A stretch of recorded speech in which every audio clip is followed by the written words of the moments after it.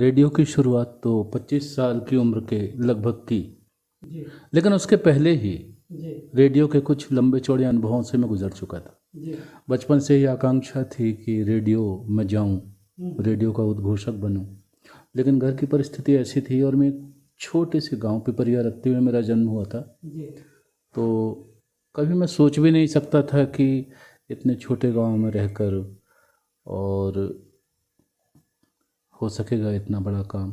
जी पिताजी भी कहते थे, बेटा हम छोटे से आदमी हैं, जी बड़े सपने हमें नहीं पालना चाहिए। जी जी लेकिन सपने तो सपने हैं, कहाँ पीछा छोड़ते हैं। मैंने बचपन में ही कह दिया था कि मैं एक दिन रेडियो का उद्घोषक बनूंगा। अच्छा हमारा छोटा सा गांव पिपरिया रत्ती आर्थिक दृष्टि से भी इतना पिछड़ा हुआ था कि पूरे गांव में एक भी रेडियो नहीं था। हम्म रेडियो तो रेडियो, एक घड़ी भी नहीं थी। बहुत बाद में पहली घड़ी मेरे घर में मेरे पिताजी ने ही खरीदी थी। अच्छा लेकिन इसके बावजूद भी जो चीज़ आगे बढ़ाती गई हमें, वो थी पिताजी की सत्यनिष्ठा। अच्छा कभी भी असत्य से, ईमानदारी से, बुराइयों से कभी उन्होंने समझौता नहीं किया। जी वो बुरी से बुरी, विपरीत से विपरीत स्थितियों में भी सच्चाई के मार्ग पर चलते रहे और यही चीज़ उनकी मुझे ताकत देती रही।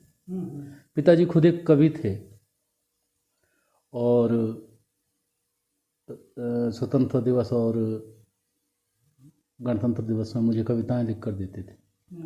तो उनसे मैंने वहाँ से काव्य में रुचि मेरी वहाँ उनको देखकर, उनकी कलम को देखकर पैदा हुई और धीरे धीरे कहीं न कहीं साहित्य के प्रति जो अभिरुचि थी उसने भी मुझे आकाशवाणी तक पहुँचाया। अच्छा 1985 में मेरा पहली नियुक्ति उद्घोषक के रूप में आकाशवाणी पोर्ट ब्लेयर अंडमान निकोबार के लिए हुई जी और उसके बाद 1992 तक मैं निरंतर काम करते रहा। 1988 में मेरा स्थानांतरण छतरपुर केंद्र में हुआ, उसके बाद छिंदवाड़ा में, और छिंदवाड़ा से ही मैं सेवानिवृत्त हुआ।